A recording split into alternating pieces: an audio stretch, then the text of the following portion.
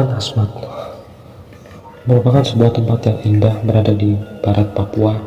Dulu wilayah ini bernama New Guinea sebelum jatuh ke tangan Republik Indonesia. Mungkin di antara Anda tahu antara udang, kepiting, ikan, dan kerang. Di hutan yang masih terisolir terdapat babi hutan, kuskus, dan kasuari mirip burung unta. Termasuk di dalamnya ada pohon sagu yang intisarinya bisa diolah menjadi pati putih sekaligus menjadi rumah bagi larva kumbang. Keduanya ini adalah sumber nutrisi masyarakat sana waktu itu. Sungai yang luas adalah jalan raya yang sering dilalui masyarakat sana. Aneka buaya sepanjang 1-2 meter bermunculan di sisi sungai, dan sekawan burung beo merah dan hijau yang cemerlang menjadi khas di daerah ini.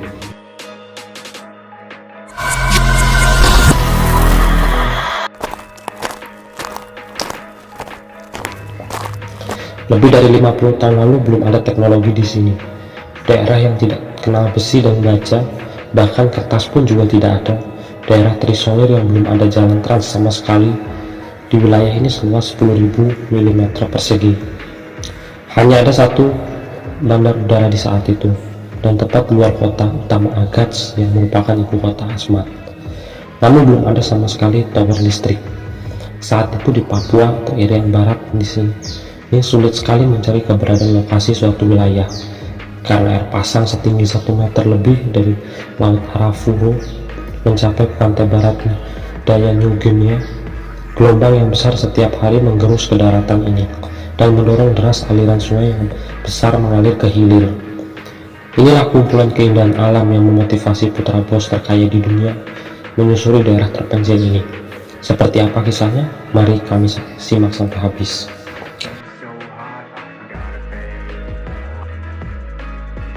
Michael telah menyeberangi Sungai Muara Betsy, tempat di mana kumpulan air mengalir deras di saat ombak deras menghantam perahu panjang yang mereka arungi sepanjang 4 meter panjangnya. Lalu mereka merangkak ke depan, meraih ke bawah tepat, lalu merabanya sebagai bentuk pertahanan untuk mencari tas mereka bermerek Ziploc itu, yang berisi telepon generasi pertama. Awalnya mereka tidak ingin membawa telepon, namun mereka berpikir lagi betapa bodohnya mereka kalau tidak membawa telepon. Seandainya di daerah itu masih terdeteksi sinyal, mungkin proses mereka menemukan Rockefeller jauh lebih mudah. Michael Rockefeller, seorang pemuda putra istimewa Gubernur New York Nelson Rockefeller, yang pada akhirnya menjadi presiden ke-41 Amerika Serikat, yang berusia 23 tahun itu menghilang. Telah 7 bulan memasuki petualangan panjangnya yang telah merubah jati dirinya dari seorang mahasiswa berpenampilan rapi menjadi seorang kolektor seni dan fotografer ulung. Suatu ketika perahunya ia tunggaki terombang-ambing oleh derasnya ombak perairan Arafuru, dan pada saat itu dia bersama rekan Belandanya karena saat itu New Guinea masih di bawah pengaruh Belanda, berpegangan pada induk kapal yang terbalik. Kejadian naas itu kemudian membuat Rockefeller berenang ke pantai tepi. Sejak saat itu jejaknya tidak lagi ditemukan alias menghilang. Meskipun pada akhirnya pencarian selama 2 minggu melibatkan kapal angkatan laut, pesawat terbang, helikopter, dan termasuk ribuan penduduk setempat yang turut membantu pencariannya di tepi rawa-rawa dan hutan. Namun faktanya hal yang sederhana ini menjadi pukulan hebat bagi keluarga pengusaha kaya raya Amerika Serikat itu, karena konon Michael Rockefeller digadang-gadangkan akan menjadi penerus bisnis keluarganya, namun terpupus akibat menghilang sampai detik ini. Meskipun sudah lama beredar berbagai rumor, tetapi pihak keluarga resmi mengatakan kalau Michael Rockefeller tenggelam. Berbagai konspirasi di antara dia tenggelam, diculik, atau ditahan untuk dijadikan kanibal penduduk sana di masa itu, atau juga dimakan hiu saat berlayar. Namun keluarga tetap meyakini kalau Rockefeller hilang tenggelam. Lantas cerita ini pun berkembang pesat menjadi konspirasi misteri. Ada banyak drama di luar Broadway yang membahas tentang dirinya, dimulai dari novel, lagu rock, bahkan acara televisi tahun 90-an yang dibawakan oleh Leonard Nimoy. Bahkan sampai akhirnya sebuah film berjudul film The Search for Michael Rockefeller yang dirilis tahun 2011 lalu dan disutradarai oleh Frances C. Heston.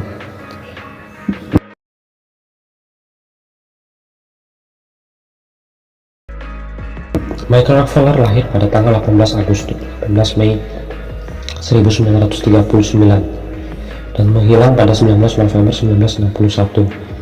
Dia 5 bersaudara dan posisinya sebagai anak terakhir tentu memiliki hak istimewa dibandingkan kakak-kakaknya.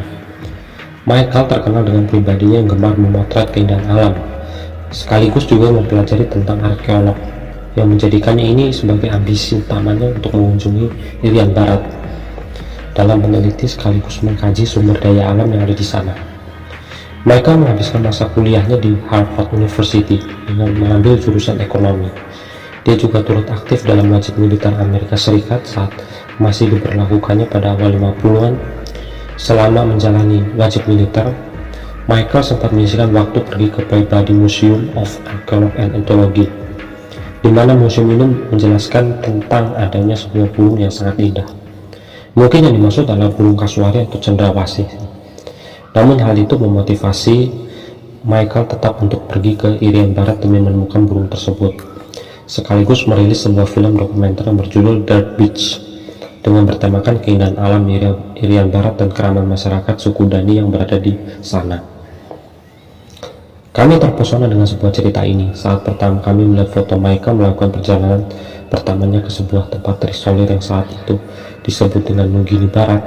Dia berlutut sambil memegang kamera 5 insinya yang berada di bawah pengawasan ketat penduduk asli dan dikelilingi oleh penduduk Asmat. Di tengah mengejarkan film dokumenter di dataran tinggi lembah Baliem, film tersebut bertemakan sebuah penelitian etnografi budaya zaman batu yang hampir tidak ada kontak sama sekali dan tidak terlibat dalam peperangan suku yang tidak ada hentinya antara gunung, kabut, laki-laki telanjang yang saling berteriak satu sama lain dengan tombak, busur, dan anak panah telah membuatnya terpesona. Di usia 20 tahun rencana awal, belum beberapa rekan Michael ingin berdalih ke Irian Barat. Namun ada beberapa rekan yang mengetahui biaya mengunjungi ke sana tidaklah murah, dan beberapa di sana memutuskan untuk pergi ke Kalimantan yang sama-sama wilayah terisolir waktu itu, namun sudah berada di wilayah Indonesia. Mereka menghabiskan waktu berjam-jam memandangi foto Michael bersama masyarakat Irian Barat kala itu. Foto ini memang menjadi saksi bisunya Michael berada di Papua sana. Dan ada pun juga yang diselipkan berbagai pertanyaan apa yang dirasakan oleh Michael, bertanya apa yang sebenarnya terjadi, suatu misteri yang belum terpecahkan. Mungkin saja dia diculik atau melarikan diri, itu sepertinya nggak masuk akal. Namun jika dia tenggelam, ya keluarga meyakininya. Sedangkan kalau dimakan hiu, mereka jarang menyerang manusia di perairan ini dan tidak ada tanda jejaknya. Artinya jika dia tidak tewas maka dia berenang, pasti ada korban lain juga yang ikut tewas, namun rupanya dia sendiri yang menghilang. Beberapa konspirasi pun bermunculan. Mereka mengenali bahwa suku Asmat adalah suku kanibal yang kerap memakan siapapun manusia asing yang masuk. Namun hal ini dapat dibantah oleh pemerintah kolonial Belanda dan para misionaris yang telah berada di wilayah itu selama hampir puluhan dekade sebelum Michael menghilang, dan orang Asmat diyakini tidak pernah membunuh orang kulit putih sama sekali sebelumnya. Seandainya dia dibunuh, hal ini akan menjadi pertentangan antara orang barat dan penduduk asli yang telah berlangsung lama sejak Columbus pertama kali berlayar ke suatu tempat baru yang diisi penduduk primitif. Setelah kapal, pesawat militer, dan helikopter pulang, beberapa penyelidikan sekaligus konspirasi pun bermunculan. Ada halaman dari berita dan surat yang membahas kasus ini yang dikirim oleh pemerintah Belanda, sekalipun misionaris Kristen yang pandai berbahasa Asmat di lapangan sebagian besar tidak pernah dipublikasikan alias dirahasiakan. Pihak yang bertanggung jawab dan mengancam suku Asmat pun memilih diam selama bertahun-tahun hingga akhirnya mau angkat bicara pada tahun 2007. Pada tanggal 20 Februari 1957 di kota megapolitan yang dipenuhi dengan gedung-gedung tinggi dan baja. Ukurannya 6.000 kali lebih besar dari pedesaan di Asmat sana. Nelson Rockefeller memperkenalkan dunia pada jenis tempat yang baru. Usia saat itu 49 tahun, seorang pria berwajah persegi dan penuh ambisi dan merupakan cucu dari seorang pendiri Standard Oil, John Dwight Rockefeller. Saat Nelson lahir, berita tersebut diumumkan di halaman depan New York Times, di mana John Dwight Rockefeller adalah orang terkaya di dunia dengan kekayaan diperkirakan mencapai 900 juta US dollar waktu itu. Dalam waktu 2 tahun, Nelson akan menjadi gubernur New York. Pada tahun 1960, dia mencalonkan diri sebagai presiden, namun gagal, dan akhirnya baru menjadi presiden di tahun 1974.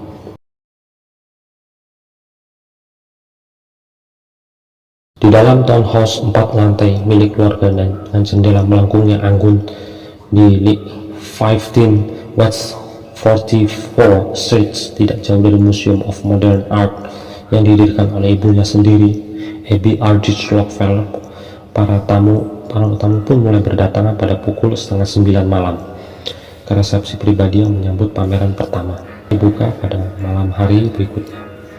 Hal-hal yang mereka rayakan datang dari dunia lain. Perahu yang dia ukir dari Pulau Paskah, wajah topeng kayu yang memanjang dan berlebihan dari Nigeria, patung batu Aztec, dan patung Maya pra-Columbus dari Meksiko. Dan sekitar benda-benda tersebut terdapat diorama etnografi. Tidak ada gambaran gubuk atau perahu dari Afrika serta jaring ikan. Mereka beristirahat atas silinder dan kubus, diterangi lampu trek dinding dan putih. Mereka harus dipandang memiliki jiwa karya seni yang sangat tinggi. Nelson menggunakan pakaian khas orang New York, dasi hitam dan berkemeja hitam, menggunakan baju putih. Saat para tamu menikmati hidangan ringan dan menikmati anggur, dia memberitahu bahwa museum barunya yang pertama dari jenis dunia yang didedikasikan secara eksklusif untuk seni primitif. Jadi tujuan utamanya keluarga Rockefeller ini menciptakan museum itu adalah ingin mempamerkan beberapa karya-karya seni primitif dari negara-negara yang terisolir waktu itu. Kami tidak ingin menjadikan seni primitif sebagai kategori tersendiri, katanya, tetapi kami ingin mengintegrasikan dengan segala variasi yang hilang ke dalam apapun yang sudah diketahui oleh masyarakat seni dunia. Tujuan kami adalah untuk selalu memilih benda-benda dengan keindahan luar biasa dengan kualitas langkanya setara dengan karya-karya yang ditampilkan di museum seni lainnya di seluruh dunia, dan memamerkannya sehingga semua orang dapat menikmati sepenuhnya. Mark Rockefeller yang saat itu baru berusia 18 tahun pada malam itu, dan mudah membayangkan betapa besar pengaruhnya peristiwa tersebut baginya. Kebanggaan ayahnya terhadap museum baru yang dia rilis dengan dananya sendiri, keindahan eksotik dan daya tarik benda-benda, serta kaum elit New York yang mengagumi benda-benda tersebut. Michael yang bertubuh tinggi dan langsing itu bercukur rapi dan berwajah persegi seperti ayahnya dengan kacamata bundar tebal berbingkai hitam. Dia tumbuh bersama 2 saudara perempuannya dan 2 saudara laki-lakinya di townhouse keluarganya di Manhattan dan di perkebunan Rockefeller di Western City County. Seperti yang dilakukan Abby Rockefeller terhadap Nelson juga melakukan hal yang sama terhadap Michael. Mendidikan dalam bidang seni seperti hal-hal anak lain disekolahkan dalam bisbal dan membawanya ke perdagangan seni pada Sabtu sore. Saudara kembar Mary ingat betapa mereka senang sekali melihat ayah mereka mengatur ulang karya seninya. Saat mendekati semester akhir di masa kuliahnya di Harvard, Michael dia terkoyak penuh dengan rasa ingin tahu. Namun sang ayah mengharapkan putranya menjadi seperti dia, yakni bekerja di salah satu perusahaan milik keluarga milik ayahnya, perbankan atau enggak keuangan, ataupun juga di perminyakan, dan juga aktif dalam politik. Namun Michael lulus dengan predikat cum laude itu dari Harvard dengan gelar Bachelor dalam sejarah dan ekonomi, malah membantah tak ingin menjadi penerus keluarganya. Dia lebih memilih menikmati bepergian bekerja di peternakan ayahnya di Venezuela selama musim panas tahun 1957. Mengunjungi tempat wisata di Jepang pada tahun 1957 juga, dan menambahkan seni tradisional yang salah satunya akan pergi ke wilayah Asmat ini. Dan menurutnya melihat seni tradisional hanya sebatas lihat di museum pun dirasa kurang greget kalau tidak berkunjung langsung ke tempat langsungnya dan mengkaji di sana. Maklumlah, keluarga privilege orang kaya pasti kemanapun akan terasa lebih mudah. Selama di Harvard, dia berjumpa dengan pembuat film dokumenter atau sutradaranya bernama Robert Gardner yang mulai menggarap proyek film berjudul Dutch Beach dan telah menyepakati kontrak sebagai outside engineering. Michael pun orang yang sangat pendiam dan dan rendah hati, menurut Karl Heidner, salah satu kameramen di film tersebut, yang merupakan mahasiswa pasca sarjana Harvard di bidang antropologi dan pernah berbagi tenda dalam ekspedisi film pada tahun 1961 dengannya. Di malam hari pada saat tahu Michael kecelakaan, Heidner pun sebenarnya tercengang ketika tahu tersebut dan dia turut berduka. Michael juga dikenal sebagai seorang pribadi yang ambisius menurut Heidner saat diwawancarai, dan Michael juga kalau mengatakan dia ingin melakukan sesuatu yang belum pernah dia lakukan, dan dia pasti punya rasa keinginan sekali untuk melakukannya dan membawanya ke sebuah proyek yang sekaligus koleksi besar dan ditampilkan di New York, tepat di Museum Antropolog milik ayahnya. Ia akhirnya melobi dengan Andreas Gerlburg, wakil direktur Museum Etnologi Nasional Belanda, yang belum lama mulai penelitian di lebatnya hutan Asmat. Atas rekomendasi Adrian Gerlburg mengatakan kalau wilayah Asmat ini cocok untuk berbagai hal, mulai dari penelitian, membuat film, termasuk mengambil koleksi barang tradisional, dan ini pun memotivasi Michael untuk terjun langsung ke sana tanpa pikir panjang. Dan Michael pun mulai melakukan perjalanan perdananya ke sana selama istirahat syuting pada pertengahan Mei 1957. Kebetulan itu juga diikuti dengan musim panas, jadi makanya membuat Michael jadi lebih semangat. Sebelumnya pada awal tahun 1950, beberapa misionaris Belanda dan pejabat pemerintah mencoba menenangkan suku Asmat agar tidak terkesan barbar dengan orang asing. Namun menurut laporan hingga tahun 1961 banyak yang belum pernah dengar ada kasus peperangan antara orang Barat dan suku Asmat. Sekalipun tradisi pengayaan atau penggal kepala masih sering terjadi di suku tersebut. Ini adalah negara liar dan lebih terpencil yang belum pernah saya lihat sebelumnya, tulis surat Michael pada saat kunjungan Asmat pertama kalinya di dalam memoir perjalanan dia. Selama di sana, Michael pun untuk pertama kalinya melihat berbagai tindakan barbar terhadap masyarakat sana, di mana mereka melakukan ritual seks bebas, mengambil istri orang dan membunuh suaminya, lalu dipenggal kepalanya dan kepalanya dijadikan bau upacara adat. Ini sebenarnya adalah paradigma atau pandangan yang mengerikan yang pertama kali dilihat oleh Michael sebagai anak yang tinggal di wilayah modern. Setiap anggota komunitas memiliki kemampuan berkomunikasi dan berinteraksi dengan entitas yang halus. Mereka juga memiliki hubungan dengan kerajaan nenek moyang yang terletak di seberang lautan, dikenal sebagai Savan. Konsep dunia roh dan dunia fisik saling terkait dan sama-sama nyata bagi mereka. Kematiannya tidaklah menjadi akhir dari kehidupan, bahkan penyakit berasal dari roh orang meninggal iri terhadap yang masih hidup dan berusaha memperpanjang keberadaannya dengan mengganggu kehidupan manusia lainnya. Suku Asmat hidup dalam dualitas ekstrim antara kehidupan dan kematian, di mana keseimbangan antara keduanya harus dipertahankan masing-masing. Seorang pemahat kayu terampil dari suku Asmat menciptakan karya seni seperti perisai hias, dayung, genderang, sampan, dan tiang leluhur yang bernama beats. Tiang-tiang beats merupakan simbol semangat leluhur, terdiri dari berbagai tumpukan manusia yang dijalin dengan simbol-simbol kehidupan dan kematian. Dan perlu diketahui, tiang tersebut terbuat dari rangka manusia atau tengkorak manusia. Tiang-tiang ini bukan hanya sebagai penghormatan kepada orang yang sudah meninggal, tetapi juga sebagai pengingat bagi yang hidup bahwa tanggung jawabnya untuk menghormati leluhur haruslah dipertahankan. Suku Asmat melihat dirinya mereka sebagai bagian dari alam, seperti melihat pohon sagu yang memiliki struktur tubuh mirip manusia. Mereka memahami konsep kalau pohon sagu itu memberikan makanan pada pohon-pohon baru sebagai representasi dan bagaimana kepala manusia memberi makan pada generasi penerusnya. Mitos penciptaan terhadap suku tersebut yang menceritakan tentang kakak yang meminta adiknya untuk membunuh dan meletakkan kepalanya di tempat yang tidak terduga menjadikan cerminan dari siklus kehidupan dan kematian yang mereka anut. Proses penyelesaian tiang beats tidak hanya menciptakan keseimbangan baru dalam masyarakat, tetapi juga melambangkan pertumbuhan dan kelangsungan hidup. Kepala-kepala yang baru diperoleh sebagian dari ritual ini menjadikan simbol kesuburan dan pertumbuhan generasi baru. Semburan darah para korban ke tiang melambangkan penyatuan antara dunia dan roh dan dunia fisik. Setelah ritual selesai, tiang-tiang itu dibiarkan membusuk di ladang sagu membiarkan kesuburannya pada tanah dan menyelesaikan siklus kehidupan barunya. Bagi suku di sana, segala sesuatu yang di luar pemahaman mereka berasal dari dunia roh. Pesawat terbang dianggap sebagai entitas spiritual yang melintas di langit, atau bagian dari roh yang bisa terbang.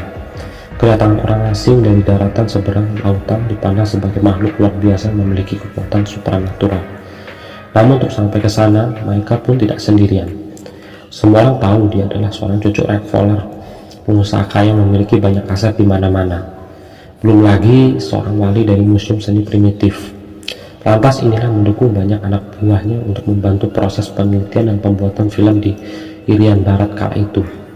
Beberapa rombongan pun akhirnya berangkat. Rombongan tersebut termasuk mengikutkan Gert Bench dan Rene Washing, seorang antropolog pemerintah Belanda yang ditugaskan untuk meneliti struktur alam Guinea Barat, sudah diizinkan oleh pemerintah Belanda kala itu. Dalam perjalanan, Michael mencatat mengenai keseriusan yang mendalam mengenai rencana pengumpulan barang-barang khas dari sana.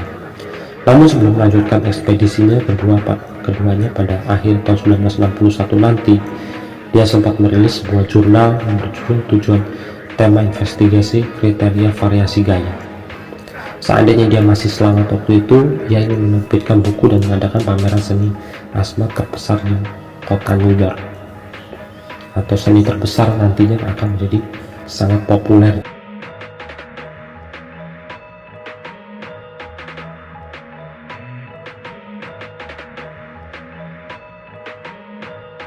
Akhirnya Michael pun kembali ke Asmat pada bulan Oktober 1961. Dia pergi bersama Washing dan di Agats dia meminta seorang patroli Belanda agar menjual kapal buatannya nantinya. Artinya Michael pergi ke sini cuma berduaan saja bersama dengan Washing yang merupakan seorang antropolog Belanda tadi. Yang di dalamnya Michael pun memasuki banyak barang barter dari pedalaman Irian Barat, mulai dari kapak baja, kain, dan tali pancing, kain, dan juga ada tembakau pula, yang membuatnya suku Asmat tergiur nantinya. Dan Washing dibantu dua remaja penduduk lokal suku Asmat memasuki 13 desa dalam 3 minggu. Michael berencana mengumpulkan seluruh barang yang dia temukan dan pergi membawa banyak yang terisi drum, mangkuk, tanduk, bambu, tombak, dan perisai. Dia juga terkesima dengan salah satu ikonik suku Asmat yang disebut dengan tiang beach yang tadi saya jelaskan tadi. Tanpa ragu-ragu, ia juga menulis dalam memoirnya yang berjudul, "Ini adalah salah satu objek yang menurut saya tidak dapat diganggu-gugat karena komersialisme barat terhadap seni Asmat." Di sebuah desa selatan Oma Desa, dia juga membeli 4 set aksesoris sederhana pada perjalanan pertamanya. Barang-barang itu sekarang berdiri di Museum Seni Metropolitan New York dan terbilang masih utuh sampai hari ini. Yang sebelumnya sempat diletakkan di museum primitif yang diciptakan oleh ayahnya dan ditutup lagi pada pertengahan 1976. Namun pada pertengahan November, Michael dan rekan-rekannya kembali lagi untuk kedua kalinya ke Agats dengan tujuan menaruh perbekalan untuk 1 bulan lagi. Dan lalu mereka berangkat lagi pada 17 November dari Amerika dengan maksud menyusuri pesisir laut Arafuru hingga menuju ke Asmat Selatan. Konon katanya wilayah itu masih terbilang liar dan terisolir dan belum terjamak oleh pemerintah Belanda waktu itu. Masyarakatnya juga masih belum tersentuh peradaban modern dan sempat dituturkan oleh seorang pendeta, Cornelius van Kessel itu namanya, yang berencana untuk bertemunya sekaligus menjelaskan pada Michael tentang wilayahnya. Namun upaya ini gagal dan mereka mulai menuju ke muara sungai Betsy. Gelombang pasang yang tinggi dan angin yang saling bertentangan menimbulkan gelombang dan arus silang. Air yang semula tenang tak sampai 5 menit kemudian akhirnya naik turun. Gelombang itu lantas menenggelamkan perahu mereka dan kapal katamaran yang mereka tumpangi pun mulai hanyut. Lalu ombaknya membalikkan kapal tersebut. 2 orang remaja itu melompat dan berenang ke pantai terdekat. Jauh dari dugaan Michael dan Washing, mereka pasti akan berhasil mencapai tepi pantai. Namun setelah berjalan dengan susah payah melewati lumpur selama berjam-jam, mereka pun akhirnya memanggil bantuan dari masyarakat Agats malam itu. Karena berhubung Michael masih bisa mendapatkan sinyal, sekalipun sinyal itu samar-samar, Merespon hal tersebut, rupanya keesokan harinya pemerintah Belanda pun mendengarkan ada sinyal-sinyal samar dari Michael. Namun sayang, berita itu sudah jatuh kemarin. Pemerintah Belanda pun akhirnya mengerahkan kapal dan pesawat terbang dan helikopter untuk mulai mencari keberadaan Michael. Akan tetapi Michael dan Wasing menghabiskan malam panjangnya dengan berpegangan pada lambung kapal yang terbalik. Setelah mentari yang terbit pada tanggal 19 November, Michael pun memberitahu kepada Wasing bahwa dia sendiri khawatir jika akan hanyut ke laut lepas. Namun sekitar jam 8 pagi, dia melepaskan celananya dan mengikat 2 jerikan kosong ke ikat pinggangnya agar bisa mengapung dan mulai berenang ke, menurutnya, perkiraan yang menempuh jarak panjang hingga 3 km dari garis pantai.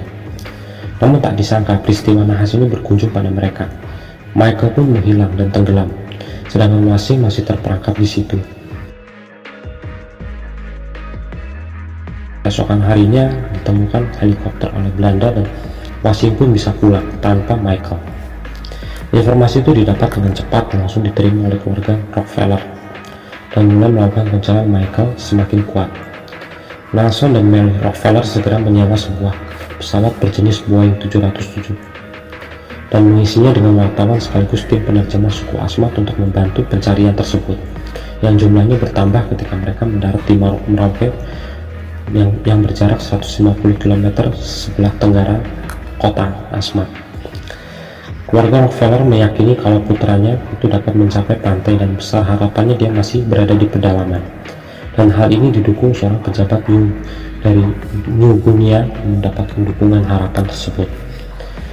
Pada tanggal 28 November, 9 hari setelah Michael berenang, ayah dan saudara perempuannya memutuskan untuk pulang karena gagal mendapatkan Rockefeller, dan 2 minggu berikutnya Belanda pun mulai menghentikan pencarian. Nasib Michael pun tidak diketahui keberadaannya. Pencarian Michael pun boleh berakhir oleh pihak keluarga, namun bukan berarti lembaga khusus pencarian itu berhenti melakukan ekspedisi. Seorang pilot kapal bernama Amantes dan penerjemah dan asisten mereka bekerja menyusuri pesisir Asmat selama 5 hari untuk mencari keberadaan putra bilioner Amerika itu. Sejak kedatangan mereka ke wilayah yang secara nominal beragama Katolik namun masih banyak yang menurut animisme dan dinamisme, tradisi melayang sudah menjadi masa lalu dan masih berjalan hingga hari ini. Kunjungan Amantes terasa seolah-olah adalah sesuatu yang mereka bohongi, seolah-olah ada alasan tertentu untuk mencari keberadaan orang yang hilang.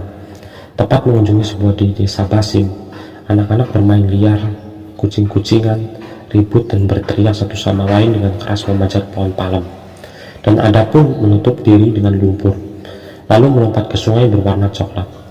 Namun jika orang dewasa biasanya pergi memancing atau menumpukan sagu di hamparan belantara, mereka akan duduk-duduk lesu di bawah pohon.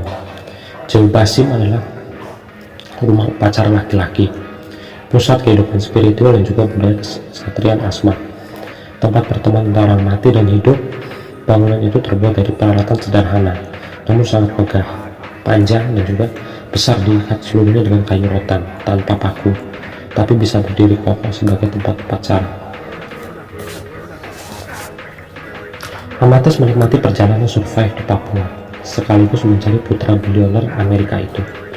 Dia mengatur agar seluruh awaknya untuk tinggal sementara di rumah kepala suku. Terdapat 4 kamar kosong. Malam itu mereka menghabiskan waktu untuk duduk di antara api unggun bersama beberapa pemuda Asmat, lalu berbincang hangat dengan bahasa sana yang masih kental di lingkungan itu. Amantes berbincang dengan seorang kepala desa yang berukuran hanya sekitar 140 cm dengan rahang menonjol, hidung besar dan mata cekung menunjukkan ciri khas kental orang ras Melanesia. Pembuluh darah muncul di leher dan pelipisnya. Dia juga memiliki lubang di spektum di mana dia bisa memakai hias cangkang atau tulang babi tanpa menekan kaos alias bertelanjang dada, tas anyaman berlapis bulu kakatua dan biji tanaman air mata Ayub digantung di leher memanjang. Kepala suku itu memiliki penglihatan yang tajam serta kemampuan melafalkan aksen Asmat yang cepat dengan suara yang terdengar seperti kerikil bergerak. Ini pun membuat Amantes dan rekan-rekan sebenarnya sedikit bingung. Ini Kokai, ucap Amantes. Kokai yang dimaksud adalah kepala suku Asmat tersebut. Dia kakak laki-laki ayah saya. "Ayah saya kepala desa dari desa Pirian," ucap Kokain, adalah mantan kepala desa di sebuah yang dimana bapaknya itu adalah mantan kepala desa di sebuah desa bernama Pirian. "Saya punya istri baru di Basim, juga dia sering main ke sini," ucap Kokain sambil duduk bersama Amates.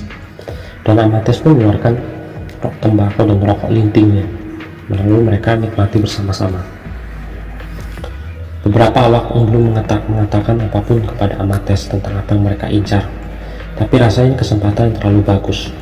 Mereka mendengar kata Kokai kalau desa Pirian telah memisahkan diri dari sebuah desa bernama Osjanep, sebuah desa yang begitu familiar sebagai tempat jejak kabar di mana Michael Farrell konservasi sebelum kecelakaan. Desa ini konon tempat Michael kunjungi sebelum kedatangannya kedua kalinya. "Berapa umurnya?" tanya awak pada Amates. Mereka berbicara menunggu, awaknya menunggu. Lalu Kokai menjawab, "Dia nggak tahu," ucap Amates. "Tapi mungkin berusia 60-an, pungkas Kokain sambil mengingat lagi. Karena Michael saat kedatangan menggunakan jenggot panjang, yang mungkin dikirakan sudah berumur lebih dari 20 tahun. "Apakah masih ingat dengan kejadian penyerbuan Belanda di wilayah itu?" tanya Amates pada Kokai. Amates pun berbincang dengan kepada Kokai secara sederhana, yang membutuhkan waktu 10 menit untuk dijawab. Lalu Kokai sebagai kepala suku menatap semua tamu kulit putihnya itu, sambil menghisap sebatang rokok yang panjang dan menggunakan dua lembar kertas linting.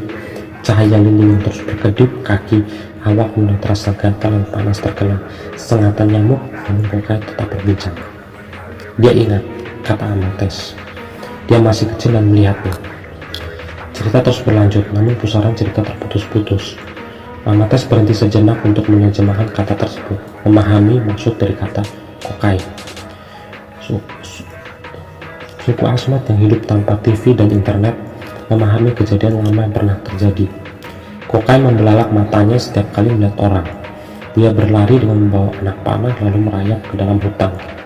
Namun sebelum Michael Rockefeller survive di hutan tersebut untuk pertama kalinya, penduduk desa Osjanep dan desa terdekat Oma Desep saling melakukan pembunuhan.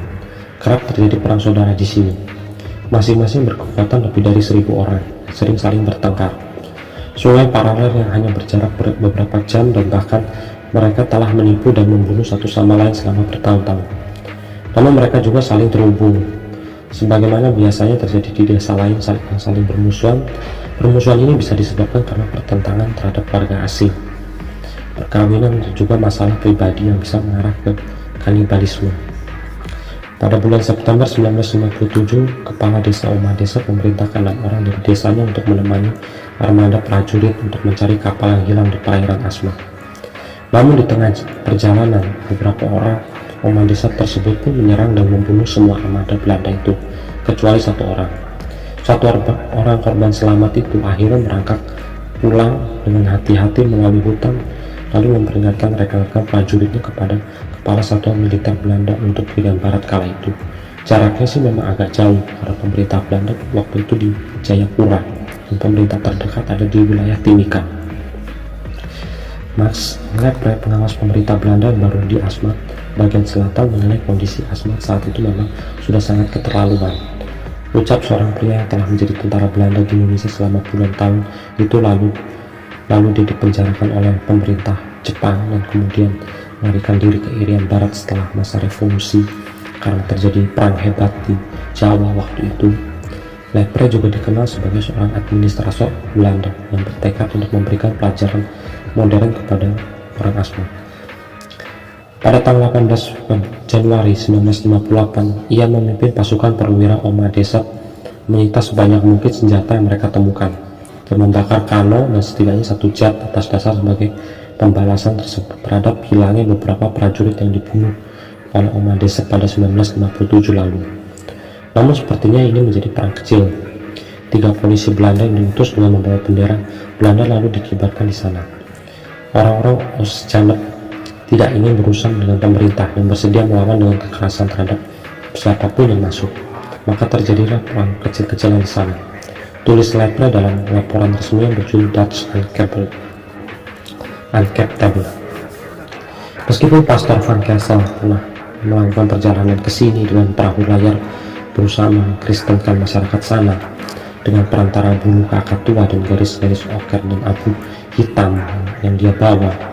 Upaya itu dapat diterima, namun tidak bagi Lepre.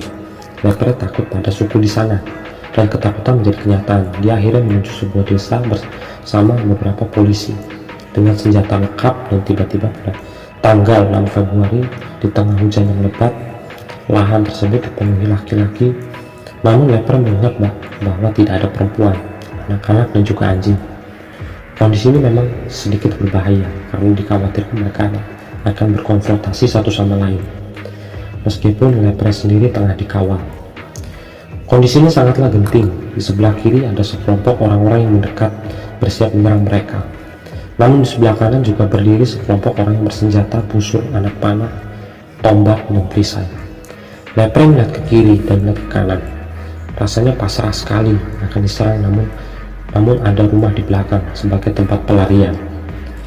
Sekelompok pria ketiga melakukan apa yang disebutnya sebagai tarian persiapan perang. Lepre dan pasukan polisi langsung berlari ke rumah tersebut, dan pasukan lain mengambil alih ke sisi kanan. "Keluarlah!" teriak Lepre melalui penerjemah dan letakkan senjatanya. Lepre meminta kepada masyarakat sana untuk menyerah. Namun tak lama, seorang pria keluar dari rumah tersebut sambil membawa sesuatu di tangannya, dan dia berlari menuju Lepre sambil berteriak. Kemudian barulah terjadi perang. Tembakan terdengar dari segala arah. Senjata tajam dipukul dari kepala beberapa polisi, dan bagian belakang tengkoraknya pun pecah. 4 peluru menembus otot besi kedua ketiak dan pinggul. Akon rekan Lepre pun menembak ke bagian tengah tubuh. Samut rekan Lepre juga tembak ke dada. Rahang lenyap dalam sekejap. Penduduk desa pun langsung berhamburan. Betapa mengejutkannya bagi mereka kekuasaan bunyi tembakan itu bagi orang-orang yang terbiasa bertarung satu lawan satu dan melukai dengan tombak atau anak panah. Masyarakat orang Asmat pun pada panik dan lari ke hutan mendengar dentuman tembakan itu. Ya, sangat keras kan. Lepre pun juga menyesali terhadap aksinya itu. Namun di sisi lain hal itu tentu menjadikan penduduk sana ketakutan dengan orang asing. Ini juga sebagai sebatas dia untuk melindungi dirinya sendiri dari ancaman asing. Namun akan menjadikan sebuah peperangan besar jika ini terus-menerus dibiarkan. Bagi masyarakat sana, masalah Lepre adalah peristiwa yang sangat mengagetkan, tak dapat dijelaskan dan berbahaya. Mereka sebetulnya ingin membangun seluruh hidupnya mereka dengan kedamaian. Namun orang kulit putih lah yang datang mengganggu dan mengusik ketenangan mereka, hingga akhirnya terjadilah peperangan. Dan bagaimana dengan roh 5 orang Asmat yang dibunuh oleh rekan Lepre? Mereka ada di luar sana, berkeliaran membuat kerusakan dan membuat orang sakit, baik dalam kematian maupun dalam hidup. Dunia menjadi tidak seimbang sejak kedatangan orang asing bagi suku Asmat kala itu. Namun menurut penuturan lain, pintu masuk ke sana atau ke sungai itu menuju Osjanab sangat sempit, sehingga membuat Willem tidak pernah sampai ke pantai. Willem melaju pelan-pelan membayangkan Mas Lepre berada di sini. Jantungnya berdebar kencang, bersenjata dan siap membayangkan orang Asmat mengawasi yang datang, orang-orang asing dengan perahu logam dan senjata mereka. Sederet kamar yang dibawa Willem menuju laut ada yang berisi perempuan dan anak-anak. Ada pula laki-laki yang berdiri sambil menatapnya dari pinggir-pinggir sungai. Willem tetap mendayung sambil mendayung dan mengayunnya dengan sempurna ke satu tempat. Pertama-tama Willem berhenti di Piria, 1/4 kilometer dari Osjanab. Awalnya salah satu dari 5 penduduk Osjanab tapi akhirnya mereka saling memisahkan diri. Namun pada akhirnya Willem berhasil masuk ke dalam rumah kayu milik suku Asmat dengan 2 kamar ketika laki-laki mulai bermunculan. Kerumunan anak laki-laki mengintip melalui jendela bahwa ada lagi orang asing. Namun Willem tetap duduk di lantai, sekalipun tubuhnya mulai berkeringat dingin ketakutan dan lalat pun mulai menyerubungi. Itulah singkat cerita yang dituturkan oleh Kokain selaku kepala desa ketika melihat langsung kedatangan orang asing. Salah satu sebab ketakutan penduduk desa akibat kedatangan orang asing pun menimbulkan rasa trauma yang mendalam terhadap penduduk di sana. Namun ketika Amates bertanya tentang penggerbekan lepre, mereka terdiam. Lebih dari 50 tahun berlalu, namun kenangan itu masih terlalu jelas untuk diingat orang asing. Amates menyarankan agar mereka beristirahat di hulu sungai Osjanek.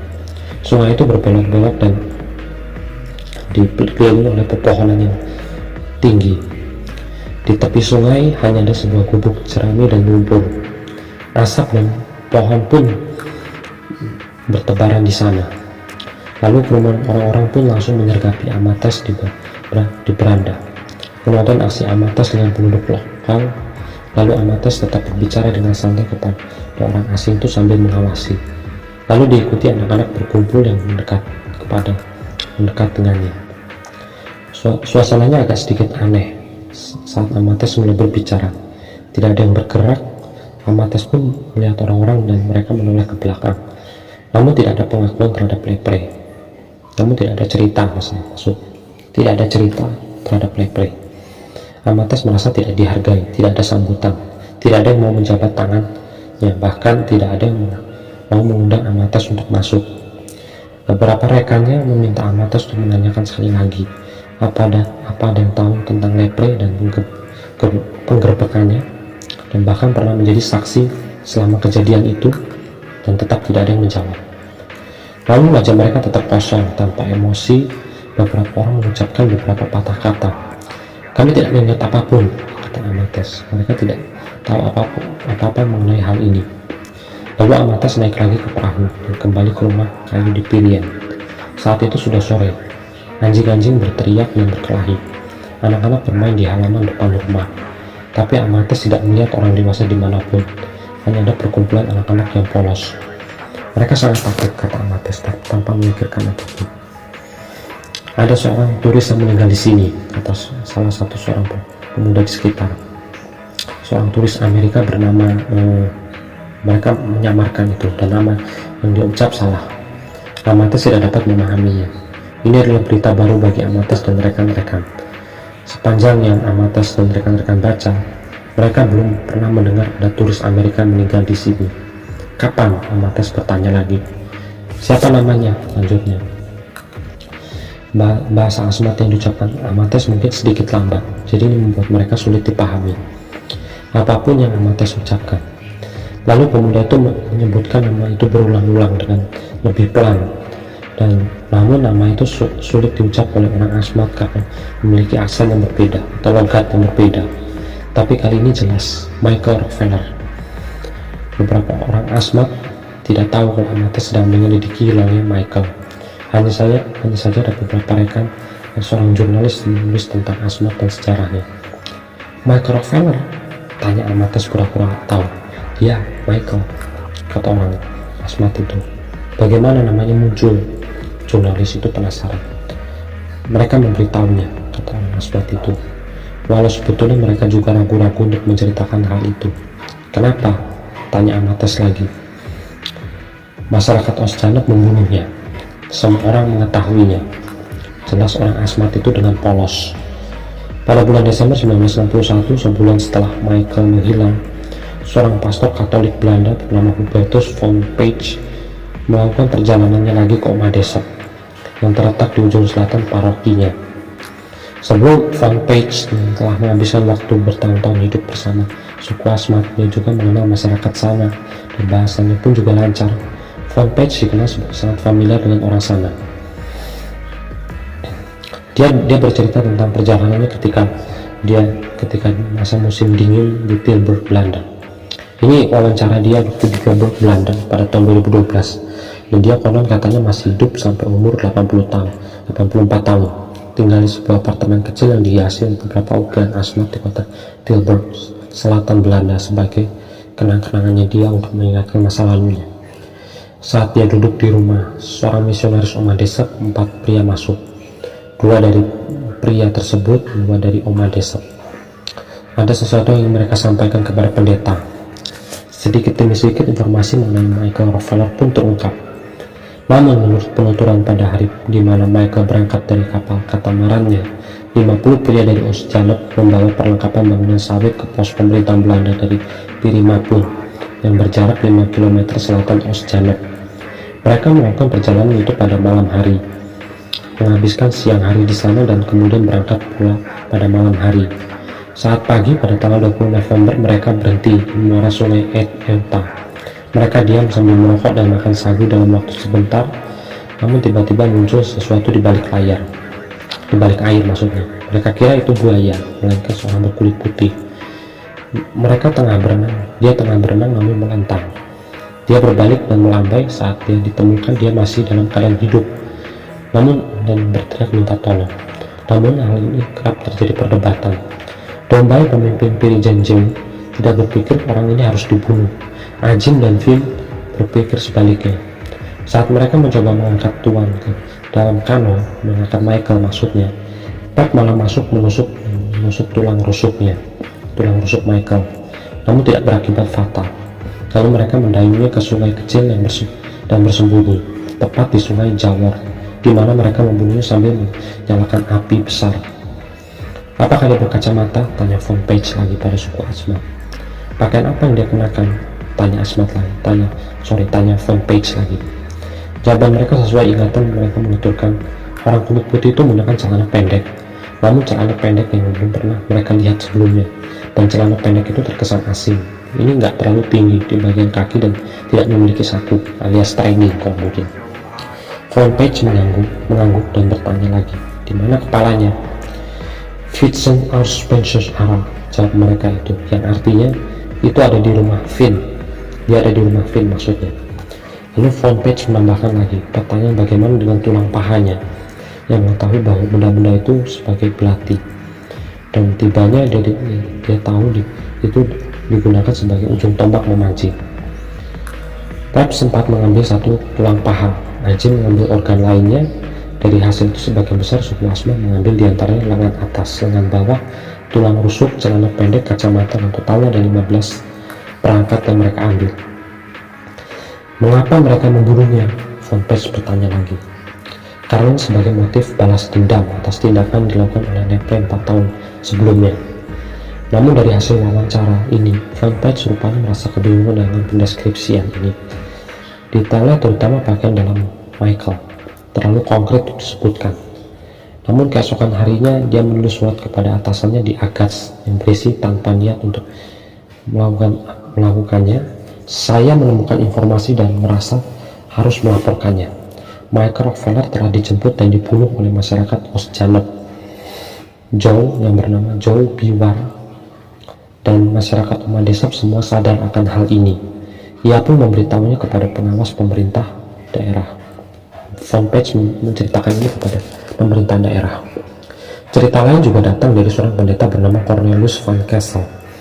Ia bersama Von Page melakukan investigasi bersama dengan mengirimkan satu orang penduduk sana untuk diinterogasi mengenai kasus penemuan orang asing berkulit putih yang mereka temui di Ostjanep. Lalu mereka mengakui hal tersebut sebagai bentuk balas dendam atas penembakan 4 tahun lalu, dan pada akhirnya ditulis oleh Van Kessel dengan tulisan laporan berjudul "Pasti Michael Rockefeller dibunuh dan dimakan oleh penduduk Ostjanep." Tulisan itu ditulis dengan huruf kapital semua. Lalu mereka pun melakukan penculikan sekaligus pengajaran terhadap orang kulit putih asli yang tidak mereka kenal. Laporan Von Page dan Van Kessel pun akhirnya diterima oleh Gubernur New Guinea Belanda atau Irian Barat itu tepat hampir 1 bulan setelah pencarian Michael dihentikan, dan 2 minggu setelah kedatangan Von Page dan Von Kessel di daerah tersebut.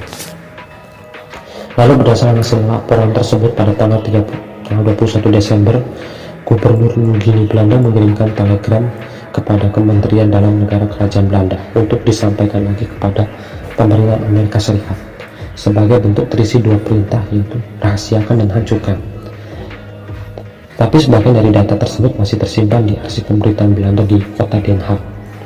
Sebuah telegram tersebut menyampaikan sebagai berikut yang dikutip dari kerajaan Belanda kala itu oleh 2 pendeta. Menurut pendapat saya, beberapa reservasi perlu dilakukan. Belum ada bukti yang ditemukan sehingga belum ada kepastian. Sehubung dengan hal ini, rasanya tidak penting bagi saya untuk memberikan informasi kepada pers atau senior Rockefeller saat ini. Lantas, informasi ini bisa diterima oleh pihak Belanda namun belum bagi keluarga Rockefeller.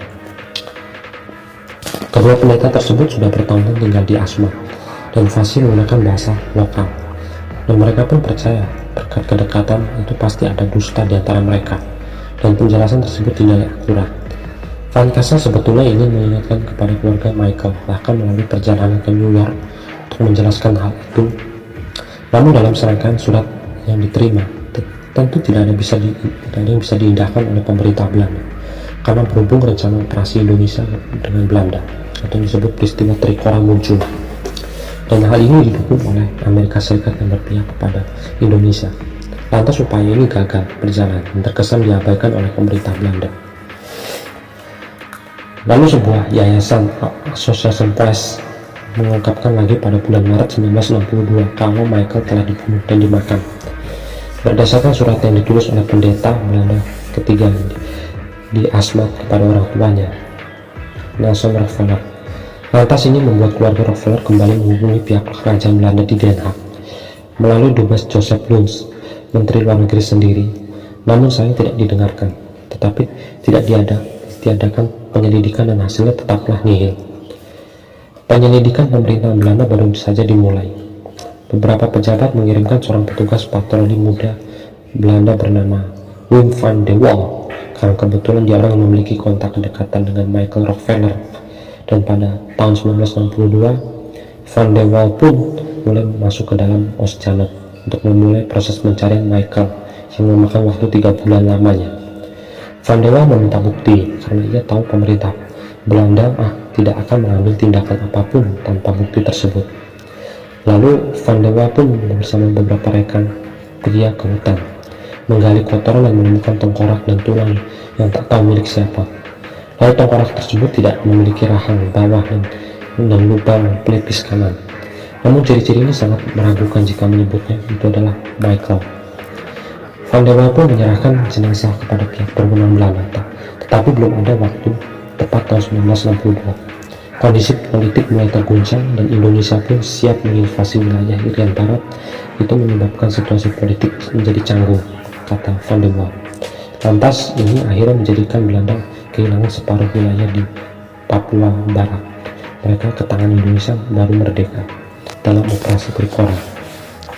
Atasan Van de Waal memanggil kembali ke Belanda, lalu memanggilnya lagi ke Belanda dan menghentikan operasi. Saya tidak pernah diminta untuk melaporkan pengalaman saya di Oostjanet, ucap Van de Waal, dan di hadapan pejabat tinggi Belanda. Penyelidikan itu pun akhirnya dibatalkan, laporan ditolak dan barang bukti tidak diterima.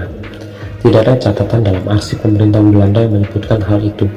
Padahal kisah Van de Waal yang menggantikan Van Kessel ini dinilai sangat berarti. Lantas penelitian ini berakhir sia-sia. Semua orang di Asmat pun tahu bahwa orang-orang di Oostjanet telah membunuh Michael. Namun tidak ada satupun di antara mereka yang berani mengakui pembunuhan tersebut kepada Van de Waal. Hanya satu laki-laki keponakan Pep, laki-laki yang berani mengakui kalau dirinya tengah menembak Michael, yang menceritakan kepadanya versi rinci pada kisah tersebut. Selain itu, ada pun konspirasi kalau Sukarno bergantung pada menutupi rahasia agar tidak disadari dari musuh-musuh mereka. Hal ini bertujuan untuk menenangkan roh-roh leluhur mereka. Mungkin para pendeta dan para petugas yang tengah berpatroli ingin tahu kalau masyarakat sana telah membunuh dan memakan Michael. Hal ini tentu saja memperkuat alasan untuk mereka melakukan evaluasi dan ingin memodernisasikan mereka. Meskipun sudah berminggu-minggu berada di Asmat, Van de Waal hanya mengunjungi Pirian dan Oostjanet 2 kali, sekali selama 24 jam dan sekali selama 4 hari, dan selalu bersama rombongan penerjemah dan pekerja tetap di sana. Van de Waal pun kemudian memutuskan untuk kembali ke Belanda, lalu terbang lagi ke Amerika untuk mempelajari bahasa Indonesia yang dengan cepat menggantikan bahasa asli suku Asmat. 7 bulan setelahnya, Van de Waal pun kembali ke Asmat lagi.